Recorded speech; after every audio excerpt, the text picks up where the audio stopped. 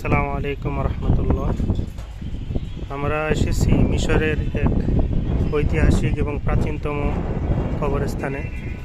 এখানে ইসলামের অনেক ঐতিহাসিক এবং অনেক বড় বড় আলেম ওলামা এখানে শুয়ে আছেন। এখানে হাজার হাজার বছর আগের, শত শত বছর আগের অনেক অনেক আলেম ওলামার কবর এখানে রয়েছে, চিহ্ন রয়েছে।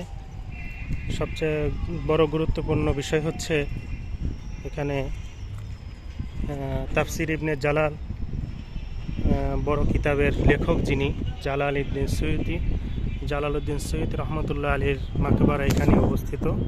যে আপনারা দেখতে পাচ্ছেন আপাতত বন্ধ আছে, স্পষ্ট দেখা যাচ্ছে জালালউদ্দিন সৈয়দ রহমতুল্লাহ আলী এখানে উনি শুয়ে আছেন। পাশেই অবস্থিত ঐতিহাসিক সালাউদ্দিন আইয়ুবীর কেল্লা।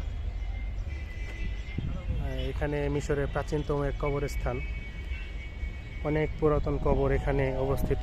আশেপাশে সকল কবরস্থানগুলো এখানে অবস্থিত। তো আপনাদের সামনে অল্প কিছু তুলে ধরলাম। আল্লাহ আমাদের সবাইকে কবরের জিন্দিগির কথা মনে করার তৌফিক দান করুন এবং ঈমান এবং আমলের ভিতরে বারাকা নাজিল করুন। আমিন।